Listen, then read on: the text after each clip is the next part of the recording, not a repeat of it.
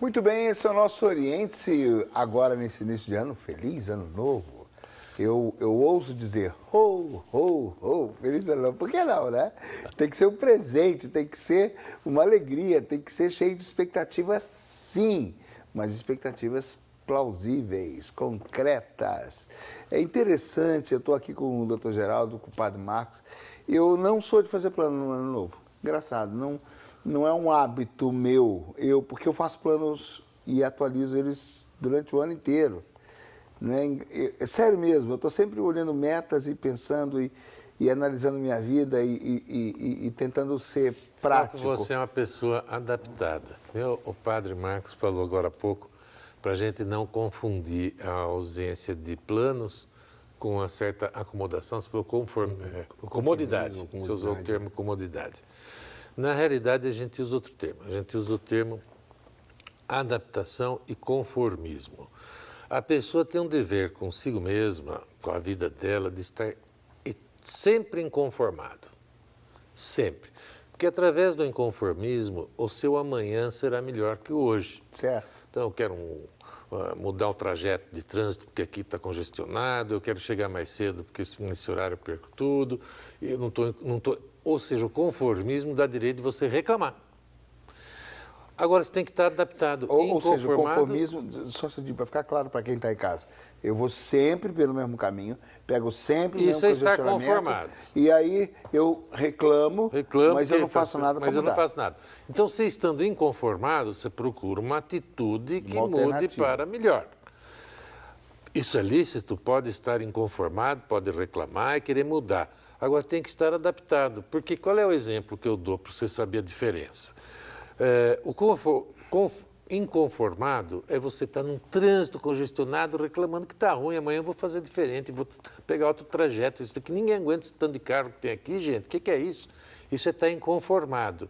E desadaptado, que além de ter tudo isso, eu estou com dor de estômago, úlcera, pressão alta, etc. Então, eu estou doente por causa daquilo.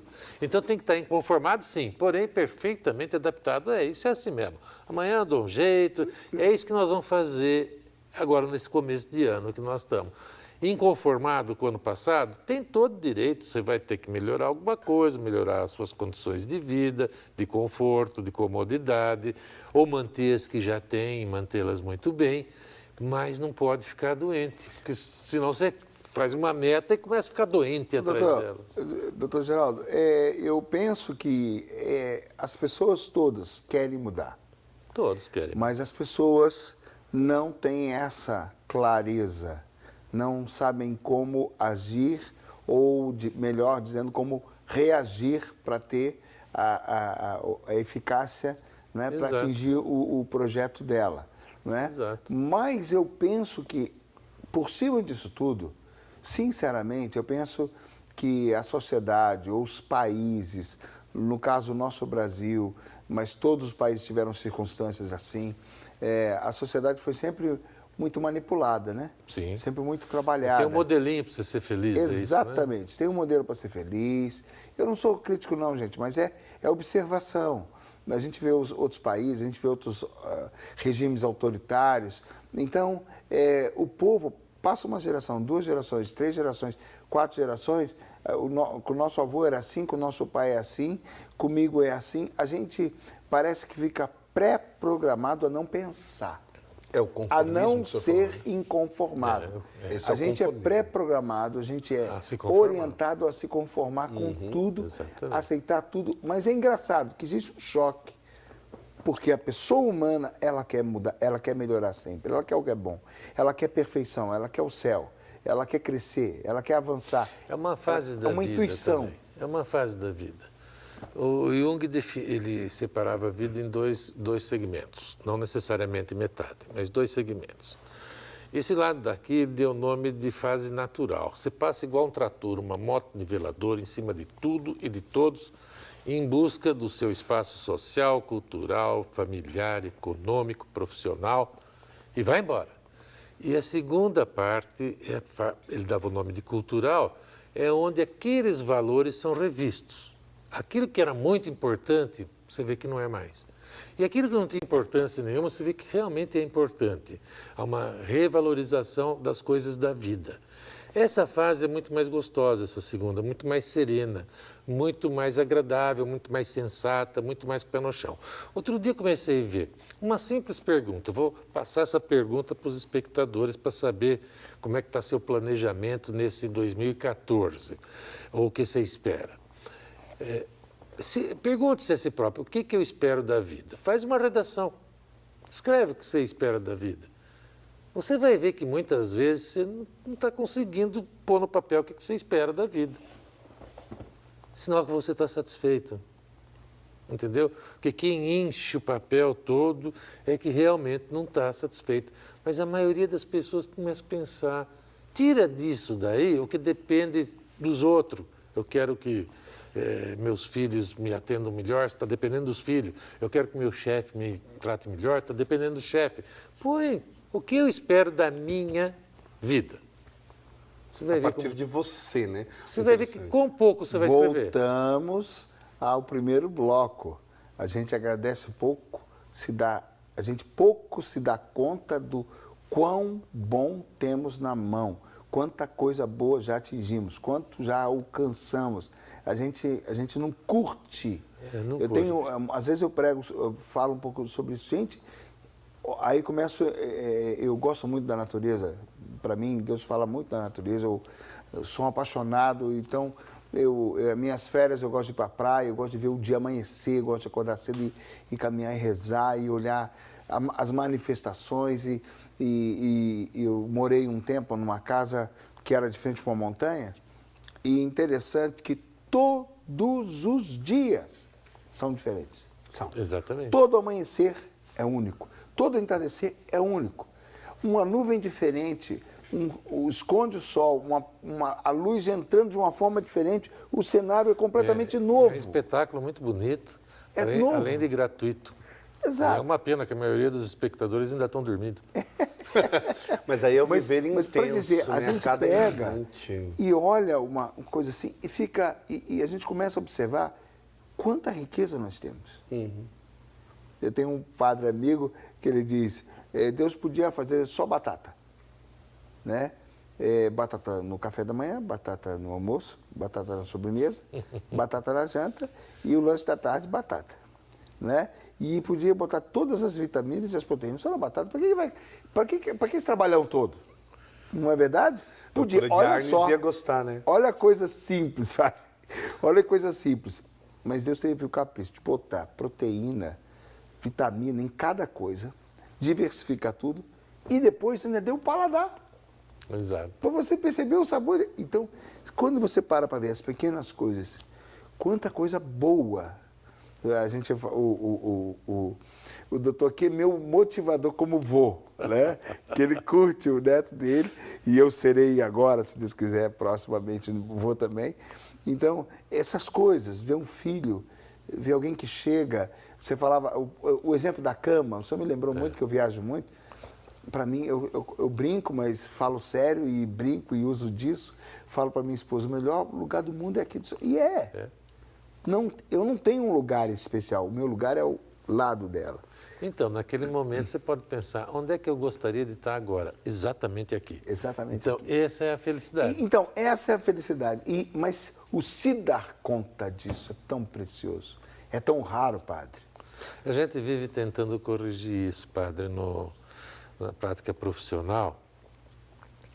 E tem um quadro que todos vocês conhecem, acredito que todo mundo que vivencia isso conhece também, que é a tal da ansiedade. Nossa. A ansiedade antecipatória é aquela que me tira o prazer do benefício do aqui e agora, e um aqui e agora, às vezes, muito agradável, muito bom de ser vivido, planejando daqui a pouco. O que eu vou fazer depois que terminar de almoçar? Termina primeiro de almoçar. Saboreie esses sabores múltiplos que você falou que tem, depois você vê o que você vai fazer. Porque, veja bem, isso não vai comprometer seu planejamento. Tem um planejamento anual, que nós estamos fazendo agora, 2014, mas você tem um planejamento imediato, que é isso que eu vou fazer depois do almoço. E muitas vezes aquela ansiedade me tira o prazer do almoço. E muitas vezes aquela ansiedade de amanhã, aquela conta que vai vencer o mês que vem, acaba comigo já a partir de hoje. Então, esse é o mal do nosso tempo, que é a mês ansiedade. inteiro sofrendo Exato. por aquela situação. E muitas vezes você tem certeza absoluta. Mesmo nós estamos falando do início do ano já. Então, quer dizer, já vai ficar o ano inteiro pensando e sofrendo por antecipação o bendito carnê que só vai acabar daqui a 2 anos. Não, mas veja, mas essa mesma quer ver o pessoa caso- sabe que vai pagar. E vai ter que pagar. Ele tem noção absoluta Vai que ele ter que vai, pagar. que ele Então, vai mas conseguir eu ia pagar. falar assim, doutor, poxa, aquela prestação muito alta. Nossa, eu fiz besteira. Nossa, eu precipitei. Nossa, e fica sofrendo com acabando aquilo. já. Só que pagou uma e não curtiu. Pagou 2. Exatamente. E não curtiu. Até o que ele comprou Aliás, com aquilo lá perde um pouco o gosto. Perde, porque ele fica olhando só o carnê e não o que ele tem na mão. Exatamente. Aliás, diz que o rico nunca terá esse prazer, né? Sabe qual? Não. O de pagar a última prestação. Então, Mas nunca tem saberá uma- o que é isso, assim. Ah, gol! Agora, eu estava vendo um gráfico outro dia da relação entre felicidade e dinheiro. Se tem uma relação entre ser feliz e ter dinheiro. Ele é um gráfico interessante. Eu vou simbolizar aqui com a mão e você em casa imagina que eu estou fazendo um desenho. O gráfico é assim. Então, aqui é a felicidade que eu tenho, aqui é o dinheiro que eu tenho. Eu começo assim, de fato, se eu não tiver nenhum dinheiro para comer, se eu não tiver dinheiro para me vestir, se eu não tiver dinheiro para o básico, para me manter vivo, a tendência é ser infeliz, inegavelmente. Então, uma vez conquistado o básico, eu continuo um pouquinho mais feliz conforme vou tendo mais dinheiro. Agora, essa curva ela fica igual e lá no fim ela cai um pouquinho. Significa o seguinte, que embora eu continue tendo mais dinheiro, o grau de felicidade é absolutamente o mesmo. E lá no fundo, tendo muito dinheiro, ela cai um pouquinho. E realmente, se você conversar com as pessoas, as mais diversas pessoas, você vai ver que algumas dão um valor tão grande para aquela nota de R$100 que quando ele perde uma, sem querer caiu no chão, perdeu, parece que ele perdeu 1.000. Ele sofre mais. Então é melhor você perder 100 e falar, perdi 100, puta, que chato, hein? Bom, enfim, perdi 100. Fiquei sem o 100. Mas faça com que 100 valha 100 100. mesmo, não mais que 100, entendeu? Que são os valores atribuídos, né? Você atribui, até nessa coisa do desejo ainda, quer dizer, eu vou atribuir a um desejo, vou atribuir a um projeto um valor que é acima daquilo que eu já sou e já tenho. Que o ser está muito mais além do que o ter, né? Exatamente. Quando eu me entendo com aquilo que sou, o como sou, eu me compreendo como pessoa, né? A partir de agora, o que vier já está na fase do lucrativo da vida e da conquista. E tomar aí, cuidado, porque a criançada pega isso rapidinho, desde pequeno. né? Ele quer ter um joguinho de videogame, depois quer ter 2, quer ter 3, quer ter 4. E evolui E rápido aquilo não tudo tem isso. fim. E aquilo não tem fim. E eu penso que essa questão ela pode se tornar muito prática, muito concreta, se a gente começa a buscar os meios, né? Então, por exemplo, a gente está falando de planos. Então, vamos falar de frustrações, né? Uma pessoa que já está passando da idade, uma mulher e não consegue se casar, não está nem namorando ninguém, né? Uma pessoa que tem uma dívida e nunca consegue pagar, uma pessoa que já tem uma saúde restrita e continua doente e não vê perspectiva de melhora, né? Eu penso que nessa hora, eu, por exemplo, uso muito, aprendi que o homem que não escuta a mulher dele, ele é um insensato. Então, eu aprendi na prática, porque eu já fui insensato muitas vezes e me dei mal. Aí, quando eu comecei a ver que ali tinha um poço de sabedoria, ou de lado prático da vida, eu comecei a ouvir mais a minha esposa. Então, eu, por exemplo, busco ajuda. Eu converso. Eu falo com a minha esposa, isso aqui e tal, não sei o quê. O que você acha? Pô, a gente fez assim. Estou pensando, eu muitas vezes vou conferir. Às vezes o profissional, né, para nos ajudar, porque às vezes o meu problema não é um problema, é a maneira como você enxerga aquilo. Como eu o enfrento, vivo, Exatamente. não é? Carrego. Eu carrego a perda de R$5.000, na verdade foi só 100. Exatamente. Não é? Então, essa situação é muito próprio desses valores errados, dessas referências erradas. Aí eu penso bem na adaptação. Você falou uma coisa que é interessante, quando fala, nós falávamos sobre isso anteriormente, o partilhar aquilo que também... A gente tem muito isso na superstição de que eu não devo dizer onde eu quero chegar. Né? Vai dar errado. Para não Tô dar começando o ano, agora tem que citar ela. Exato. Não vou falar porque isso vai dar errado. Exato, E você já trouxe aqui um elemento que é o fato aqui. Eu preciso partilhar com o outro porque, às vezes, aquilo que eu estou traçando não é real, filho. Não é real. Desculpa. É não está na tangência Peraí, real. você não acha que Para, está exagerado? volta, desce aqui um pouquinho, porque isso não é a realidade. Aliás, tem um amigo que eu vou procurar, que eu vou questionar ele sobre isso. Porque ele me falou, me rodeou, me perguntou e foi pelo caminho que eu quero ver como ele está. Porque eu falei, vem cá, não é muito exagerado isso e tal. Justamente isso. Mas às vezes a pessoa tomada por um desejo que ela acha que é um plano... O duro é quando ela acha que o desejo é dela e não é dela. Então, muitas vezes a gente fica alimentando um desejo que, se parar para pensar, por que eu quero isso? É isso que eu falei, que tem um modelinho para ser feliz. Esse modelinho para ser feliz é ditado pela sociedade. Eu me lembro muito bem, quando eu era moleque, esse negócio de relógio, só para dar um exemplo.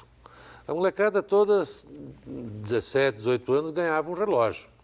Olha a idade que tinha para ter um relógio.